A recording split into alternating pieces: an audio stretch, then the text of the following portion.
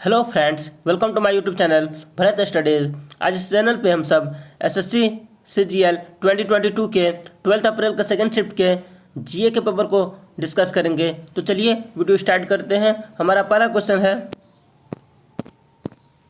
In December 2020 dash become the first country in the world to approve the sale of lab grown chicken products. तो lab grown मतलब lab में तैयार chicken products को जो है बेचना है। तो ये जो है अप्रूव किसने किया, कौन ऐसा पहला कंट्री है वर्ल्ड में, इसको अप्रूवल किसने दी है? सिंगापुर ऐसा कंट्री जिसने इसको अप्रूवल दिया है, ऐसा फर्स्ट कंट्री है। तो फ्रेंड्स रेस्ट जो ऑप्शन है इसका हम लोग मीनिंग जान लेते हैं।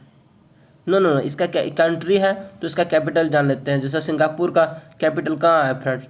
सिंगापुर का कैपिटल है सिंगापुर सिटी।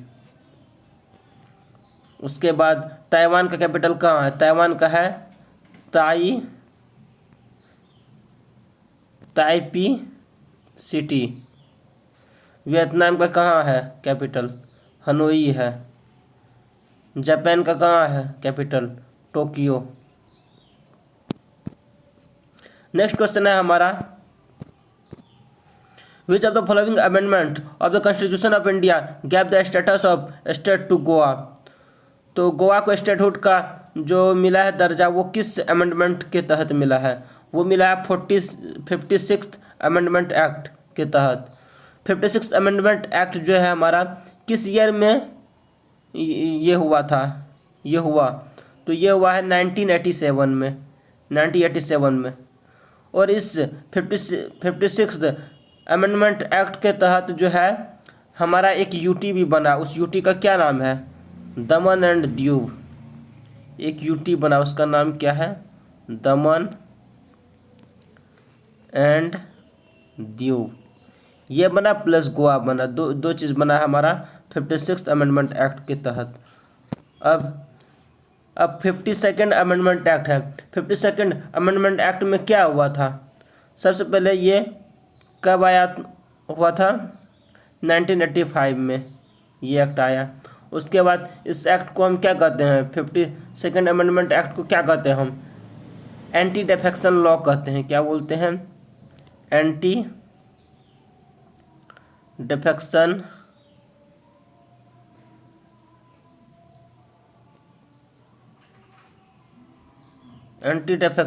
लॉ। नेक्स्ट हमारा 59th अमेंडमेंट एक्ट, इसको क्या कहते हैं? ये मीन्स कब आया? ये आया 1988 में। First point. सेकंड पॉइंट ये है ये जो है 59th अमेंडमेंट एक्ट, इसको जो है the president's rule can be extended up to 3 years। तो इसी के थ्रू जो है प्रेसिडेंट का रूल जो है 3 साल तक हो सकता है।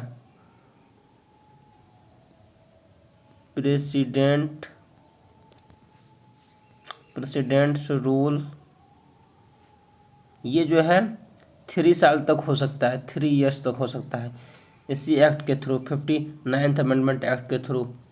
हमारा सेकंड पॉइंट है, मीन्स फोर्थ ऑप्शन है 48 अमेंडमेंट एक्ट। 48 अमेंडमेंट एक्ट के थ्रू क्या हो सकता है? 48 अमेंडमेंट एक्ट के थ्रू जो है सबसे पहले ये कब आया था? 1984 में। तो ये जो है 1984 में आया।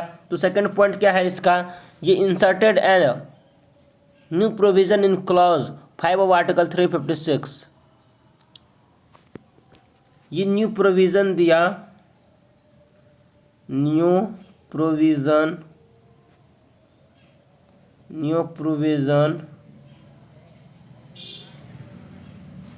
in clause 5 of article, in clause 5 space अब यहाँ है ऑफ आर्टिकल 156 ऑफ आर्टिकल 356। तो बस ये है। उसके बाद नेक्स्ट क्वेश्चन हमारा है third, who among the following female wrestler won the Ukraine wrestling tournament in February 2021। तो फरवरी यूक्रेन रेसलिंग टूर्नामेंट फरवरी 2021 में कौन सा रेसलर है जो इसको जीता है? तो इसको किसने जीता है? विनेश फोगाट ने जीता है। विनेश फोगाट किस स्टेट से है? ये हरियाणा स्टेट से है। नेक्स्ट हमारा क्वेश्चन है what is the immigration of a significant proportion of a country's highly skilled, highly educated professional population to other countries offering better economic and social opportunities called?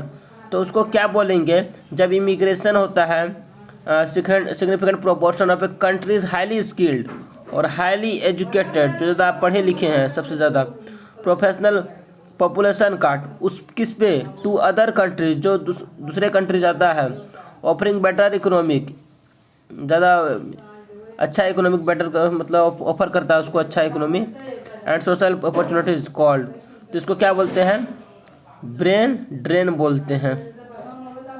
तो brain drain इस question का right answer हो जाएगा। Next हमारा question है which of the following laws deduces the expression of for the force between two stationary point charges in vacuum और free space. जैसा कि ये यहाँ पे Q1 चार्ज है और इस पॉइंट पे Q2 चार्ज है और इसके बीच मान लेते हैं डिस्टेंस जो है R है, ये हमारा दो चार्ज है, तो R डिस्टेंस है, तो इसके बीच जो फोर्स होगा तो ये चार्ज क्या करेगा? एक दूसरे पे फोर्स जो है लगाएगा। तो फोर्स जो लगाएगा वो फोर्स क्या होगा? उस फोर्स को हम लोग कूलम फोर्स कहते हैं। कूलम फोर्स इक्वल टू क्या होता है? 1/4πε0 into Q1 into Q2 by R²। R where R is the distance between two charges. तो ये R जो है इस दोनों चार्ज के बीच का डिस्टेंस है और उसका प्रोडक्ट हो जाएगा Q1 और Q2 हो गया। तो ये कूलम फोर्स होता है।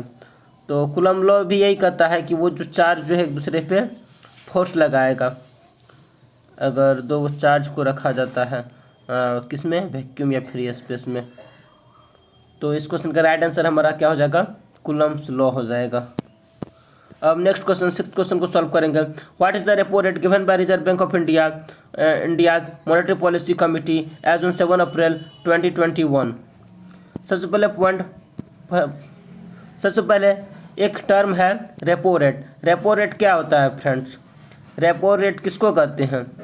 रेपो रेट कहते हैं उस रेट को the rate at which RBI provides loan to commercial bank, जिस पे RBI जो है किसको लोन देती है? कमर्शियल बैंक को। कमर्शियल बैंक में SBI आ गया, HDFC बैंक आ गया, जितना भी बैंक है, बैंक ऑफ बड़ौदा आ गया, वो सब हमारा क्या है? कमर्शियल बैंक है। तो जिस रेट पे लोन देती है तो उस रेट को क्या बोलेंगे हम? रेपो रेट बोलेंगे। एक टर्म है हमारा reverse repo rate. Reverse repo rate. Reverse repo rate क्या होता है? रिवर्स रेपो रेट किसको बोलते हैं? तो the rate at which commercial bank provides loan to RBI that is called reverse repo rate. मतलब एक ऐसा रेट जिसपे कमर्शियल बैंक, जैसा कि हो गया आपको स्टेट बैंक ऑफ इंडिया हो गया, बैंक ऑफ बड़ौदा हो गया, HDFC बैंक हो गया, वो बैंक जो है किसको लोन देती है? RBI को। तो वो जिस रेट पे लोन देगी उस रेट को हम क्या बोलेंगे? Reverse repo rate. Means commercial bank इसमें किसको लोन देती है? RBI को, रिवर्स रेपो रेट के केस में। ओके, अब नेक्स्ट क्वेश्चन सिक्स्थ को सॉल्व करेंगे। ओके, एक चीज छूट गया। एक जो है ये रेट क्या था? ये रेट क्या था 7 अप्रैल 2021 में? Repo rate. तो ये क्या था? 4% था। तो 4% इस क्वेश्चन का राइट आंसर हो जाएगा। रेपो रेट है मीन्स RBI जो है किसको दिया है लोन? मतलब RBI जो है मतलब ऐसा रेट जिसपे RBI क्या करती है? कमर्शियल बैंक को लोन देती है जिस रेट पे, तो उस रेट मतलब RBI to commercial bank. Okay, तो 4% है। तो अब नेक्स्ट क्वेश्चन, सेवंथ क्वेश्चन को सॉल्व करेंगे। सेवंथ क्वेश्चन में हमारा क्या है? सेवंथ क्वेश्चन में हमारा है from which of the following English words is the name bhangra derived in the context of bhangra dance. तो ये किस कौन सा इंग्लिश वर्ड किस वर्ड के लिए है, कौन सा इंग्लिश वर्ड के लिए है ये, जिससे भांगड़ा जो है डराइव किया गया है भांगड़ा डांस से। ये होगा हमको क्या होगा इसका राइट आंसर? इसका राइट आंसर हमारा क्या हो जाएगा? रिदम हो जाएगा। इसको फ्रेंड्स रिदम बोलेंगे। अब नेक्स्ट क्वेश्चन हमारा क्या है? 8 नंबर का क्वेश्चन है। 8 नंबर में क्वेश्चन है हमारा, which of the following dwarf planets lies in the main asteroid belts. तो सबसे पहले फ्रेंड्स हमारा कितना प्लैनेट है? 8 प्लैनेट्स है। जैसा कि ये सन हो गया। आज हम एक ट्रिक है फ्रेंड्स, जितना भी प्लैनेट है उसका नाम को याद रखने का ट्रिक है। क्या है trick? My very efficient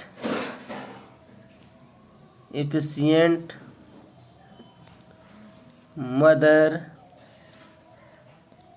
just showed us 9 planets। तो यहाँ पे जो है सबसे सन के सबसे करीब कौन है? एम है। एम मीन्स कौन है? मरकरी है। पहले वाला मरकरी हो गया। सेकंड क्या है? भी आ गया। भी से क्या होता है? भी स्टैंड्स फॉर वेनस। थर्ड में आ गया ई किसके लिए आया है? ई आया है अर्थ के लिए। फोर्थ में हमारा आ गया एम। ये एम किसके लिए है? ये एम है मार्स के लिए है। उसके बाद आया जुपिटर।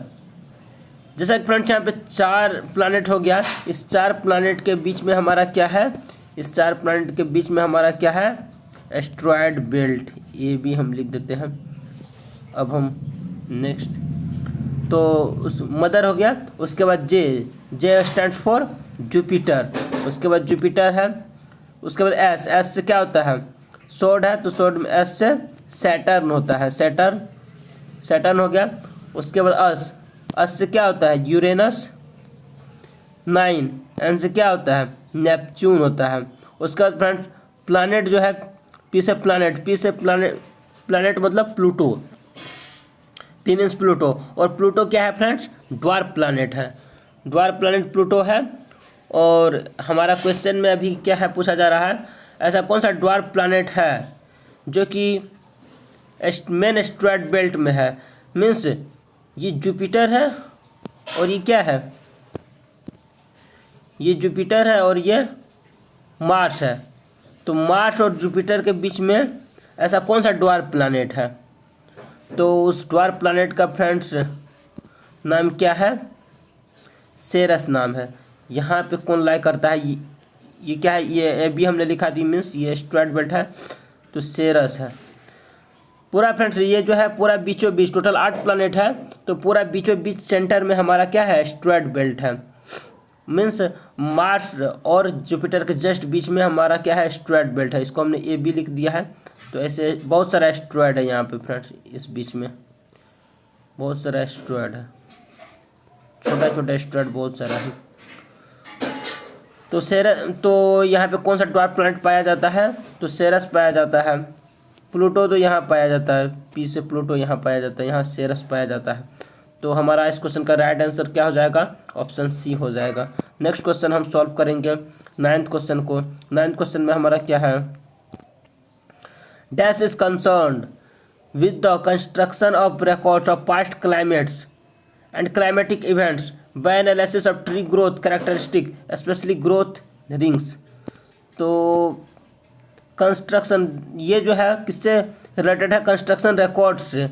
जैसे जो भी क्लाइमेट पहले था, जो भी क्लाइमेटिक इवेंट्स है, किसको देख करके? ट्री के ग्रोथ को देख करके, कौन सा पेड़ जो है कितना उसमें ग्रोथ हो रहा है, उसका ग्रोथ को कैरेक्टरिस्टिक को देख करके। तो ऐसा ये सब चीज़ को देख करके जो करते हैं उसको क्या बोलते हैं?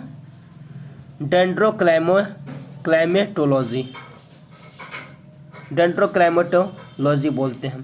तो ये हमारा राइट आंसर ये हो जाएगा 4। अब नेक्स्ट क्वेश्चन डिस्कस करेंगे। हमारा 10th क्वेश्चन है। 10th क्वेश्चन में हमारा क्या है?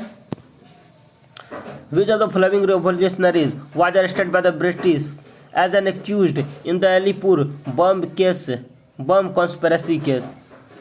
तो वो कौन थे? कन्हई लाल दत्ता थे। कन्हई लाल दत्ता को अलीपुर बम कॉन्स्पिरेसी केस में अरेस्ट कर लिया गया था। उसके बाद अलीपुर बम केस कब हुआ था फ्रेंड्स? ये हुआ था 1908 में हुआ था। उसके बाद इस टाइम में कौन थे वाइसराय? इंडिया के वाइसराय कौन थे? लॉर्ड मिंटो टू थे। कौन थे? Lord Minto two. अब हम 11th क्वेश्चन को सॉल्व करेंगे। 11th क्वेश्चन में हमारा क्या है? What was the first name of the Mughal empire Babur? तो मुगल एम्पायर बाबर को जो है फर्स्ट नेम क्या था? पहले फ्रेंड्स हम ये बताते हैं कि बाबर का जो है पूरा नाम क्या था, यही हम लिखते हैं यहाँ पे। बाबर का पूरा नाम था जहीरुद्दीन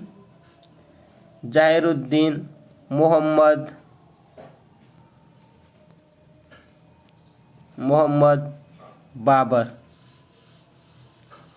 तो फर्स्ट नेम क्या हो गया फ्रेंड्स? फर्स्ट नेम हो गया जहीरुद्दीन, सेकंड नेम हो गया मोहम्मद और लास्ट नेम क्या हो गया? बाबर। तो हमसे क्या फर्स्ट नेम पूछा जा रहा है, तो फर्स्ट नेम क्या हो जाएगा? जहीरुद्दीन हो जाएगा। तो जहीरुद्दीन हमारा राइट आंसर हो जाएगा। अब हम 12th क्वेश्चन को डिस्कस करेंगे। 12th क्वेश्चन में हमारा क्या है? As of April 2021 who among the following is the only Indian long jumper to have qualified for the Tokyo Olympics 2021? तो अप्रैल 2021 में कौन सा इंडियन लॉन्ग जंपर है जो कि क्वालिफाई किया टोक्यो ओलंपिक्स 2021 को? तो उसका नाम क्या है? श्रीशंकर मुरली नाम है। Sreeshankar Murali is the right answer. अब हम नेक्स्ट क्वेश्चन को डिस्कस करेंगे। In which year India's ratio of public डेब्ट to GDP gone up to a record 84.2%? तो ये किस ईयर में हुआ था? ये 2003 में हुआ था, जिसमें 84.2% चला गया था। नेक्स्ट क्वेश्चन है हमारा, who among the following is the author of the novel Q&A? Q&A एक नॉवेल है, इसका कौन है ऑथर? किसने लिखा है ये बुक, ये नॉवेल? तो ये लिखा है विकास स्वरूप ने लिखा है। हमारा नेक्स्ट क्वेश्चन है, who among the following became the first Indian to win the Miss Deaf World title? Miss Deaf World title जो है किसने जीता है? ये कौन सा पहला इंडियन है जिसने इस टाइटल को जीता है, मिस डीप वर्ल्ड टाइटल को? तो ये है हमारा विदिशा बलियान। फ्रेंड्स ये क्वेश्चन रिपीट हो सकता है क्योंकि ये स्टैटिक क्वेश्चन हो गया है। फर्स्ट इंडियन है जिसने मिस डीप वर्ल्ड टाइटल को जीता है, विदिशा बलियान ने।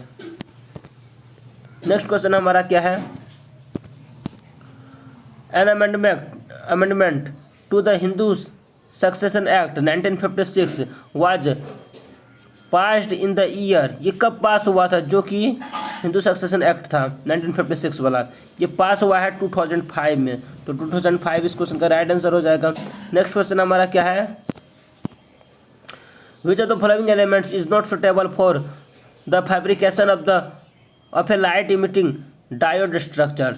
तो वैसे फ्रेंड्स लाइट इमिटिंग एलईडी में वैसे क्या प्रेजेंट रहता है? एलईडी का फैब्रिकेशन में दो ही एलिमेंट प्रेजेंट रहता है। पहला है गैलियम, सेकेंड है हमारा आर्सेनिक। क्वेश्चन में क्या पूछा जा रहा है? कौन सा एलिमेंट जो है नहीं है, मीन्स सुटेबल नहीं है? तो यहाँ गैलियम है तो ये तो होगा ही, यहाँ भी गैलियम है ये भी होगा, यहाँ भी गैलियम है ये भी होगा। तो हमारा कौन सा एक ऑप्शन जो है जो डिफरेंट है वो है जर्मेनियम। इसमें ना ही गैलियम है ना ही आर्सेनिक है। तो हमारा राइट आंसर ऑप्शन सी हो जाएगा। अब हम 18th क्वेश्चन को सॉल्व करेंगे। 18th क्वेश्चन में हमारा क्या है? एज पर the Economic Survey 2020 how many banks of India are there in the list of top global 100? तो अभी इकोनॉमिक सर्वे 2020 में हुआ था, तो उसमें टॉप ग्लोबल 100 जो बैंक था, तो उसमें कौन सा इंडियन बैंक जो है वो इंक्लूड है? तो वो है हमारा एक ही इंडियन बैंक है, उसका नाम है SBI। तो SBI option B is the right answer. Means one bank ही था, सिर्फ एक ही बैंक था उसमें SBI, तो 1 is the right answer. What was the age in years of the revolutionary Bhagat Singh when he was hanged till death? जब भगत सिंह को फांसी भी थी उस टाइम उसकी एज क्या थी? तो उसकी एज थी 23 ईयर्स। ओके, भगत सिंह को किस ईयर जो है फांसी हुई थी? तो ये 1931 में हुई थी। भगत सिंह के अलावा और दो कौन सा रिवॉल्यूशनरी थे? तो दो रिवॉल्यूशनरी, पहला ये थे राजगुरु और दूसरे कौन थे रिवॉल्यूशनरी? वो थे सुखदेव।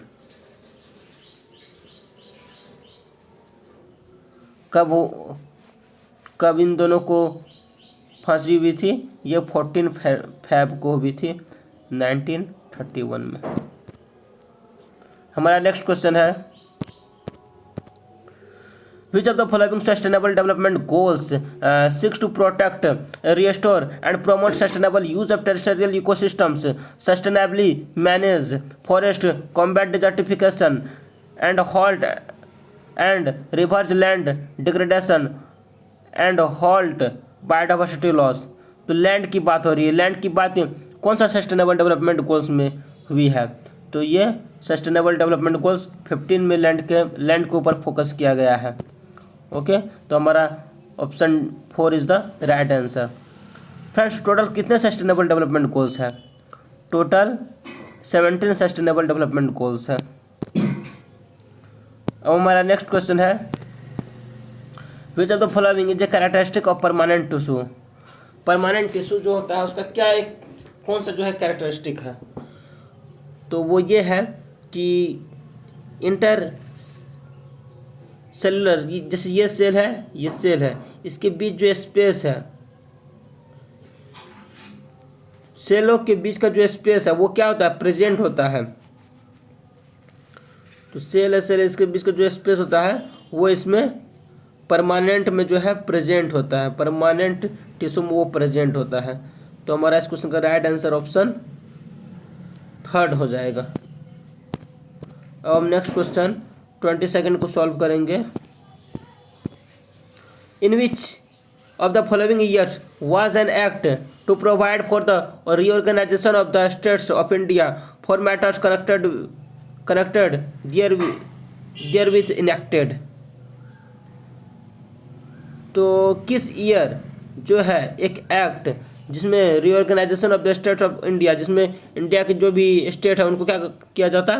ऑर्गेनाइज किया जाता है। जो भी मैटर है जो उससे तो उस पर डिस्कस किया जाता, तो वो कौन सा एक्ट कब हुआ था? वो 1956 में हुआ था। तो हमारा second option is the right option answer. अब हमारा नेक्स्ट क्वेश्चन है, which of the following statements is और आर करेक्ट? कौन सा स्टेटमेंट सही है?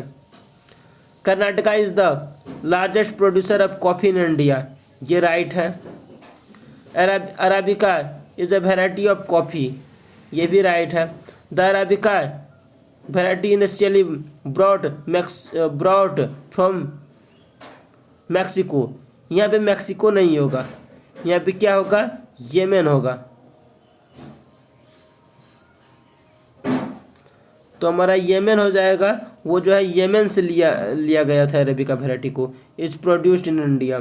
तो हमारा जो है केवल 1 और 2, only 1 and 2 are right. Third मेरा रॉन्ग है, तो fourth option is the right answer. Next question है, in which of the following, in which city of Gujarat will you find the Uparkot Buddhist cap? Uparkot Buddhist cap आप कौन सा city में आप पा सकते हैं गुजरात में? वह है जूनागढ़। जूनागढ़ में ये लोकेटेड है।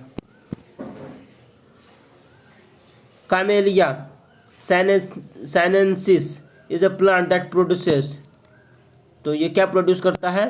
ये टी प्रोड्यूस करता है। Option A is the right answer.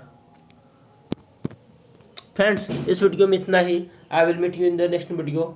Please like and share this video and subscribe my YouTube channel Bharat studies. Bye.